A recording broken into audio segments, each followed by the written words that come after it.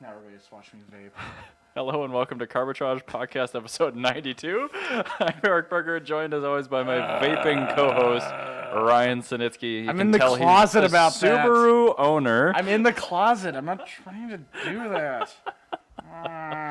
Anyway. All that I did was sneeze.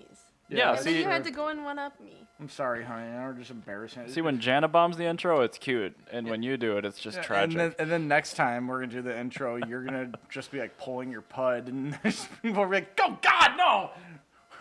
Yeah. Anyway, so. Thanks for that. Anyway, I fucked up. Well, everyone's already tuned out. No. I mean, with our topics, there was one I really wanted to add in. I forgot to, so I'm just gonna throw this out first. I mashed a link in there. If you can click on. Yeah, that. I'm working on it. It's this keyboard and I are, Not good friends. we're not good friends. Here we go. Dihatsu, you know Dihatsu. I do. The Dihatsu Charade, the Rocky, which is actually cool.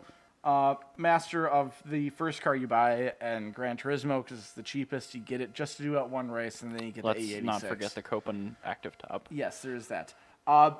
They are known for K cars and stuff. However, with K cars, that's known for being very power dense as far as the size of the engine goes. Right, because they're limited to 659 Yes. cc or whatever, right? However, Dihatsu, they've had an extensive racing career. And actually, in 1967, during the Japanese Grand Prix, they had a race car called the P5. And that raced with like the Nissan R380, the Porsche 906, the Toyota 7. Okay. And they were engines that were 2 to 7 liters. Dihatsu entered their car with a 1.3 liter engine. Oh, Yes. was it a piston engine or rotary?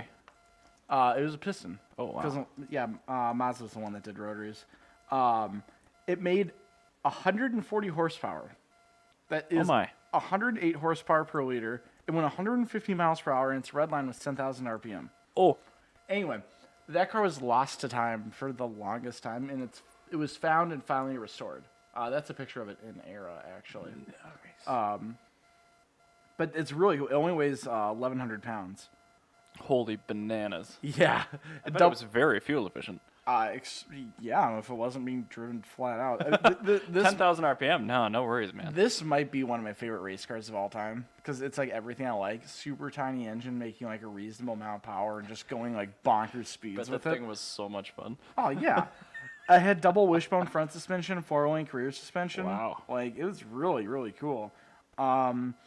It was driven by Takeo Yoshida. Overall, in 1967, it got 10th place in the series.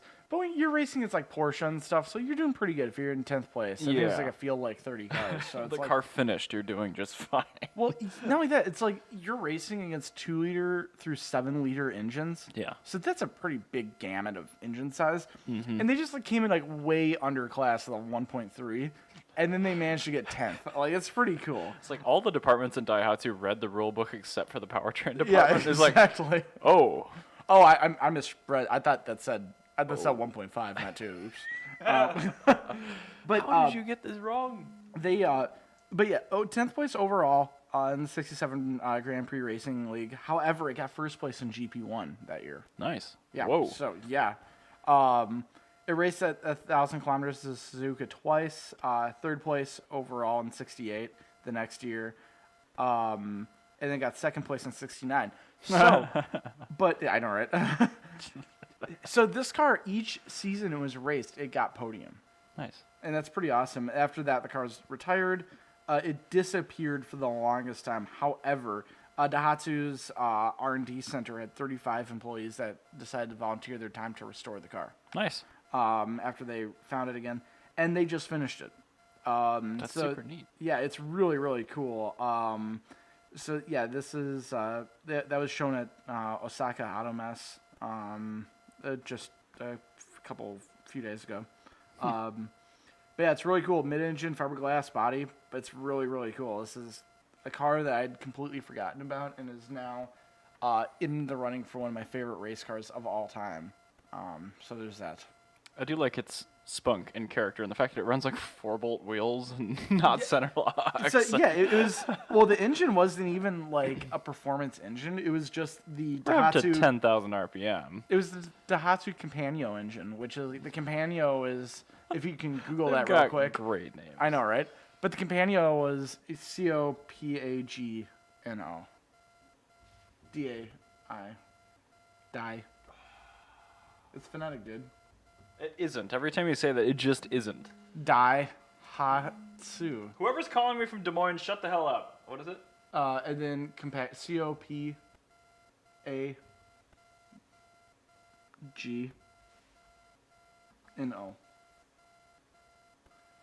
So they have a new one nowadays. That's probably why they redesigned it. But yeah, it was just like a cute little 60s car. How do you feel about the Campanio, honey? It's very cute. Yeah. How do you do copy image location? Is that what it is? I think no, you gotta. Yeah, there you go. Well, this one's also from Wikipedia. That works. Whatever. It looks fine in the stream. There's the Copagno, But yeah, it's a really cute little which is car. a race car, apparently. And that's a convertible. They made a sedan. They made a wagon. They made a coupe. It's great. But yeah, it like normally had like 60 horsepower. They made no Well, yeah, power. but look at the F1 BMW engine. It was a 60 horsepower engine. They made 1,200 out of it. Yeah, this is it. This is like the Japanese version of the F1 BMW engine. I love it. I'm very happy that this exists. So Fair enough. there you go. That's what everybody needed to know from me. And I'm very sorry. I almost missed that. You would have been remiss.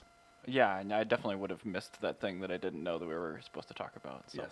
I am going to talk about something that isn't necessarily a nationwide topic or anything, but it's just something I was thinking about on the way down here when I spotted another douche in a Tesla. When you are driving around a car or a motorcycle and you see another person driving a similar or the same thing, do you acknowledge them? Oh, yeah, totally. How do you acknowledge them? And does it vary from car to car? Well, actually, I saw my friend Chris Lee. Hi, Chris, if you're listening. On the way here, he was towing his STI from the AAA in St. Louis Park, so he's probably getting it registered or something. And he didn't notice me, and I just continued to bounce off rev limiter until he did. So, and then he did, and I waved at him. But That's how you caught his attention, just yes. rev limiter? I used to do that all the time with the Fiat and stuff. But yeah, so yeah. Anyway, I waved at him, but usually that's what I do is I wave at people. I'm very Yeah, friendly when I I'm on the road, usually unless I'm just- mad at you. I just wave and hope they notice me.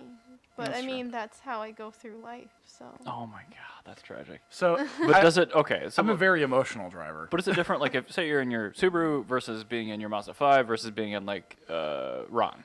Oh, yeah. Is there a difference of how you would acknowledge somebody else in, like, a flip-up headlight Accord Coupe versus how you Yeah. would acknowledge another Mazda 5 driver versus Okay. a Subaru? Mazda 5 drivers, I usually, They're not going to know. I'm not going to acknowledge them usually. Like, if they look over at me, I'll give them a thumbs up, say, your van's pretty cool.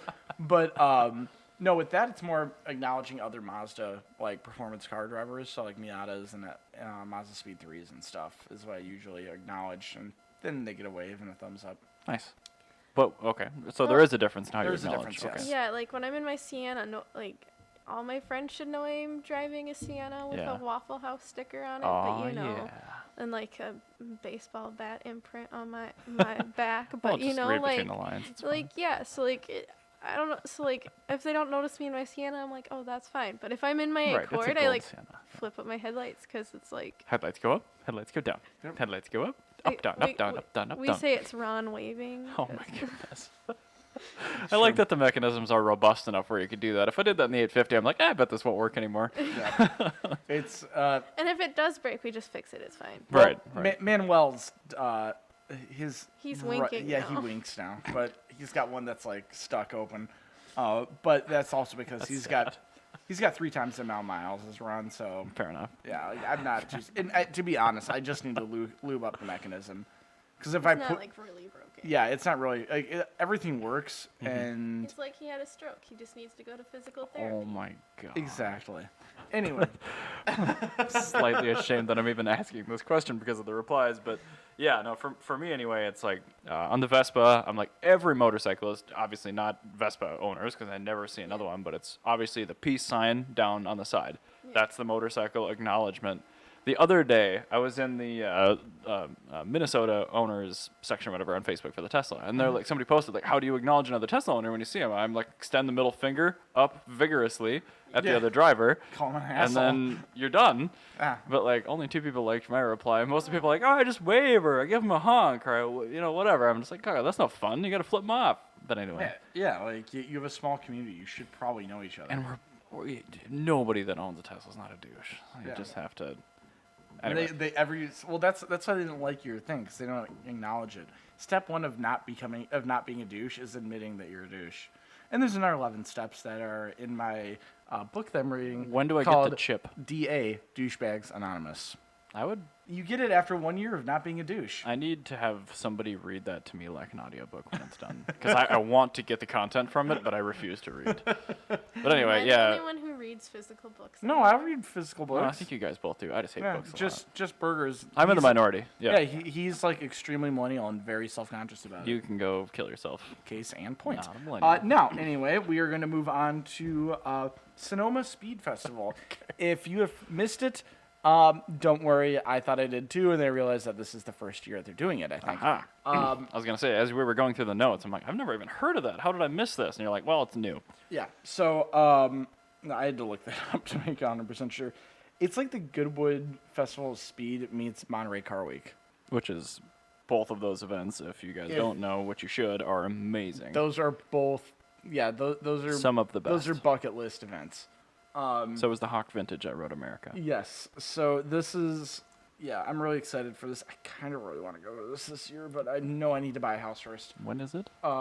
It is Probably actually, says in this article. yeah, it does. It's in May 30th to June 2nd at Sonoma Raceway in California. I just wish it wasn't in California. It's so hard to get there. We need to get a vacation home there, and we can Airbnb it out the rest of the year. I mean, That's a it's good point. not a horrible idea, but just even the flights are. But like, we're talking like 250 Testarossas and Maserati bird cages and Bugatti Type 35s. This does look just like Goodwood.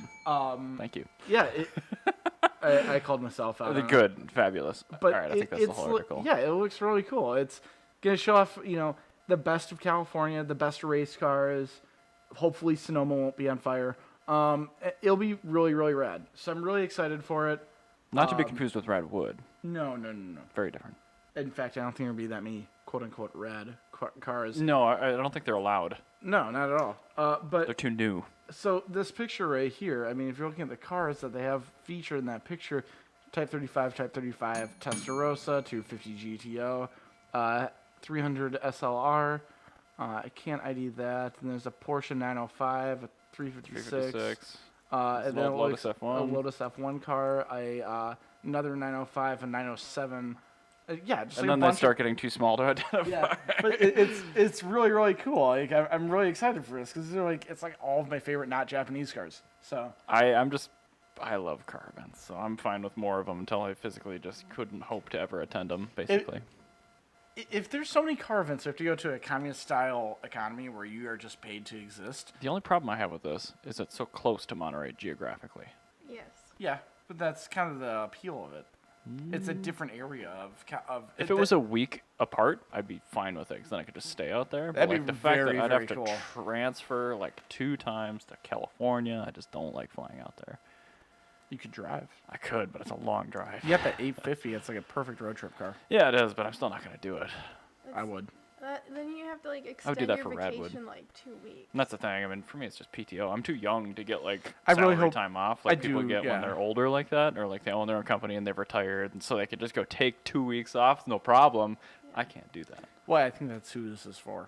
But I understand, Ryan, but I appreciate this event, and I wish I could go. yeah, We should utilize trains. I think that I love trains. this event would be perfect if it was like 2 weeks prior. Oh no, because you're gonna get burnt out. And actually, what will probably happen Yeah. is Should be our 6 months apart. MMR will suck because nobody's have time to fix their cars after. There should be this. 6 months offset from Monterey. Yes. Yeah, I think so. This should actually happen in winter. Sure. Because Yeah, it'd be not great time perfect. to. I would love that. That'd be great. If this happened, Sonoma's not like if this, hot in the winter, but if this happened in like in January, that'd be perfect. January is. It's still like mid 50s to 60, isn't it? There. That Yeah? might be a little on the chilly side. But Okay, doable. so maybe February. Can you imagine pre-war tires in 50-degree temperatures on track? They're probably just as shitty as they are. You're right, 100 actually. They degrees. probably don't change they- with temperature. No, they're always awful. Yeah, can you heat cycle out a 1930s tire? You probably can't. You can, and it happens very quickly. But One heat cycle. Yeah. Take it easy on your warm-up lap, all right, guys? Yeah, those cars. I mean, the tire works like a modern tire, sort of, except for the fact that everything happens a lot faster. And it doesn't work. You lose traction immediately. It Yeah. overheats immediately. There's no predictable breakaway at all. It is, yeah, exactly. It's imagine like a Westlake like S317 or Westlake tires, oh my like goodness. a Westlake SU317 on any racetrack. It's basically what a pre-war tire is. On a car that's got like really borked suspension geometry. Exactly. Oh, woof. Yeah, exactly. I don't know if I'm a fan of that. You But have a double wishbone suspension, and your upper wishbone is longer than your lower. does it also have like leather ball joints? Yeah, it's got leather stops for the suspension. Limiting straps? Limiting straps. Yeah. Yep. It's like a modern Hayabusa owner. And then you have drum brakes, but you only have one circuit working. Well, the fact that they're hydraulic means you are a decadent capitalist pig and you should be thrown out. You're right. You're trying to slow down through parking brake. That's basically what you're doing. What happened? It's a pre-war car. Yeah, That is what it exactly. is. Anyway, Yeah, let's go from extremely old stuff, which this is going to surprise people, but the things that you generally like to talk about, and let's talk about modern EV stuff, which, shocker, again, is what I like to talk about.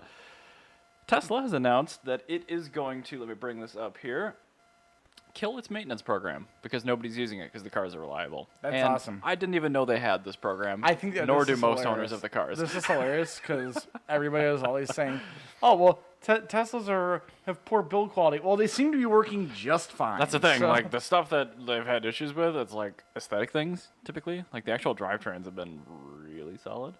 I mean, keep in mind, back in 2012, Tesla joint ventured with Mercedes and Toyota, two companies that don't put product out unless it's good. It's true. So the Yeah, that's RAV4 very EV, true. Tesla powered. The Mercedes B-Class EV, Tesla powered. That's very true. No issues. So their technology was so solid back in 2012, and people knew that it already wasn't a problem. So combine that with the fact that, you know, three-phase induction AC motors are just incredibly simple, and other than like a bearing failing, they're not gonna die. Yeah.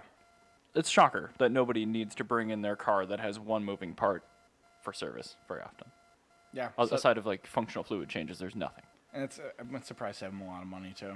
Probably. So yeah, they're canceling it to save money because nobody uses it. Yeah, that's fair. I mean, that's awesome. I love that. So there you go. The future is, I The hate to say future is this, nigh. the future is electric, but we are still going to have our horse fancy cars, aka the old shit that has manual gearboxes and burns a ton of gas, because there is still no substitute for internal combustion. Yes. Now, this episode is going to be a little bit shorter because Burger has to catch an airplane in Finland. If you're listening to this on next week. I don't even know what day it's going to be, but you will hear this on a Saturday if you're listening to it as it drops. Otherwise, if you're on Twitch, hi. You're still listening to it now. So, my coworker is extremely into motorcycles. Everybody in my shop is, except for me.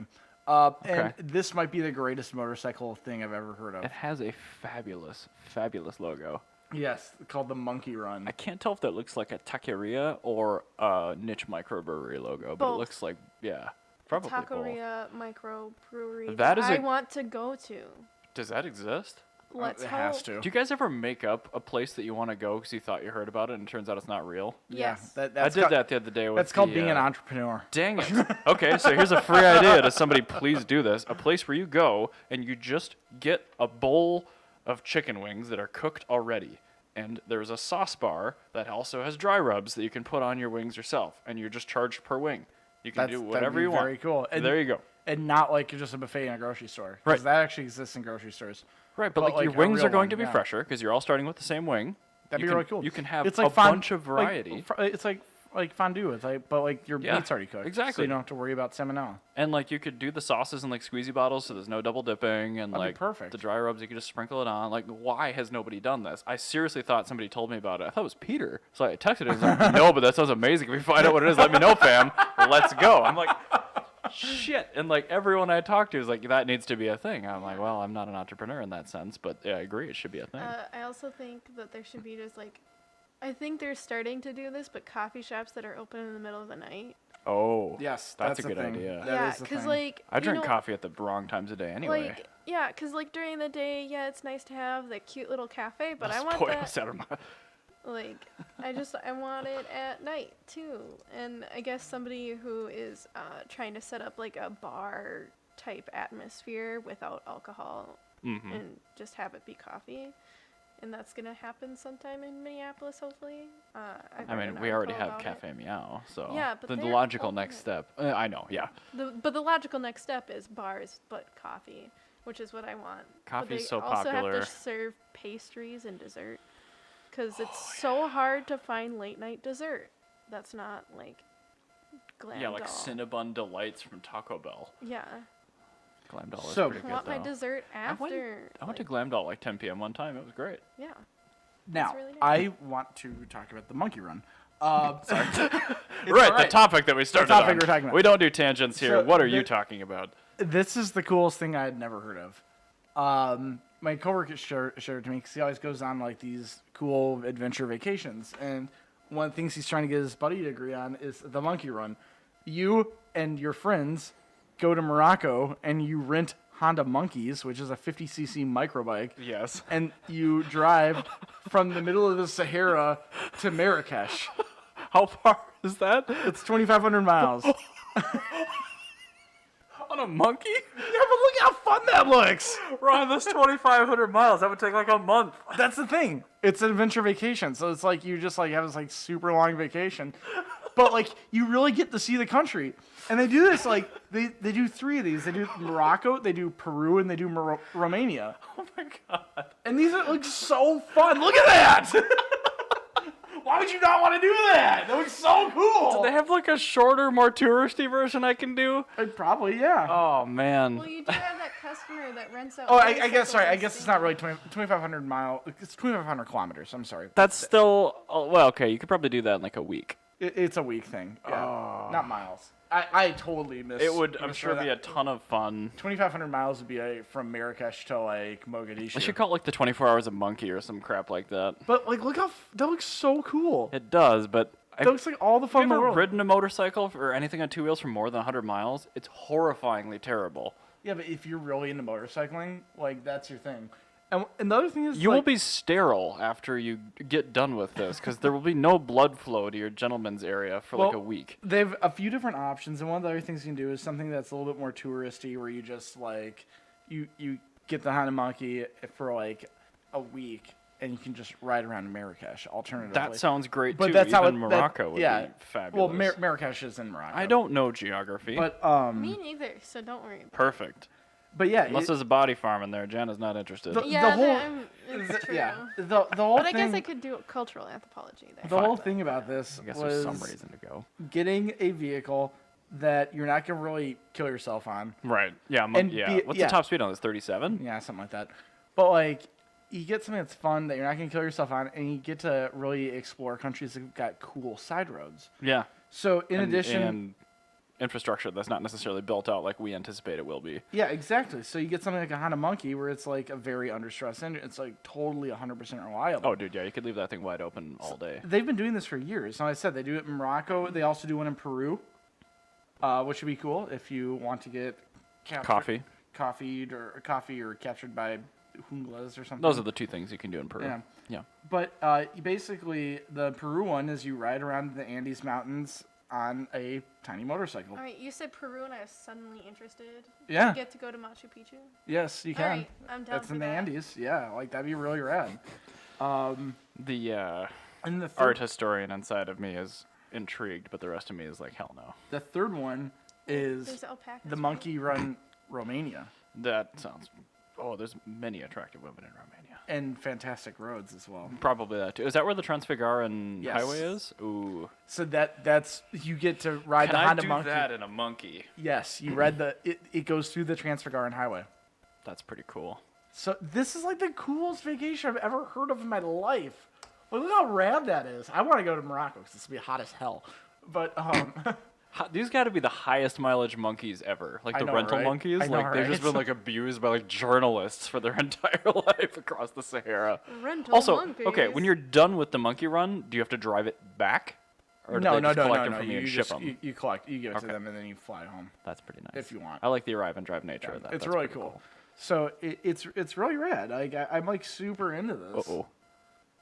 Look at that thing on the screen. Free up storage space. I wonder how low we are. We should probably call it pretty soon. Well, don't worry. That was the last topic. It was the last topic, but I'm Yeah. also curious because we had this happen one time and the episode actually stopped recording. What are we at? 957 megs. We are good. I'm going to leave that open so I remember to clean this crap Yes. off when we're done. Now, I think this is also going up on the. Wait, yeah, there we go. Anyway, so. No, it isn't. The software captures the application window. Okay, good. Yep. So yeah, I think that's just fantastic. I'm really excited about it. It looks like a pretty well organized event. So Yeah, so they actually do it. You can do it whenever you want, really. So it's super cool. So there you go. There's that, the monkey run. I want to go on it. I Keith told enjoy me the that. idea of it, but there's no feasible way I would do that. Keith told me about that, and I was like, I hope Keith does it. We'll just send a GoPro with I him. want him to do it really bad. I want to do it. Like, Fine, we'll send a GoPro with both of you. I like really am like stressed to like give much of a shit about motorcycle riding. However, when it comes to anything that's under 100 cc's, I'm immediately about it. Like no question. I like tiny engines. Yeah, but 1,200 miles on a tiny engine motorcycle. I will do it. I would totally do that. But anyway. I know you would, Ryan. You and I are different people, and that's fine. I think that's why and it's the- interesting. And the reason I would do it is somebody's gonna ask you, "Hey, have you ever ridden a Honda Bunky 1,250 miles?" And you're like, "Nah." Yes. And I'm like, and then they Actually, ask it was me, 1,335 miles. and I'd be like, "Actually, yes, I did through Morocco, and I did it again in Romania, and I tried to do it in Peru, but I got captured by guerrilla separatists, And my Honda Monkey got got lit on fire." Oh, But anyway, don't light a monkey. so that's that's a monkey run. Anyway, what did we learn today? I don't know if I have more things that I learned. You guys go first. I'll try to think. Jan, you got anything? I found out that sea turtles live alone. Like all the time? Yeah, unless they're mating, they're just free birds. So, Finding Nemo was wrong. There you go. Radical. Yeah, that's a See what I did with the Rush thing? That's really funny. I'm struggling, man. I realized that the difficulty curve on automation is very steep. Oh, okay. Is it as bad as Kerbal Space Program? When you put it on easy, it is easy. Okay. When you put it on, so it's not a actual easy, medium, hard. Mm-hmm. You have like a percentage window. If you go to like 5%, it is at that point unplayable. I'm going to stick to easy and then sandbox mode. Thank you very much. I want to have fun with games. I'm remiss to wonder what hard is. Because hard will be like Oh, dude. It just immediately crashes when you load it. hard mode, the Tucker torpedo. Oh, God. Good luck. Yeah, exactly. I learned that Tesla had a maintenance program. Yeah, shit.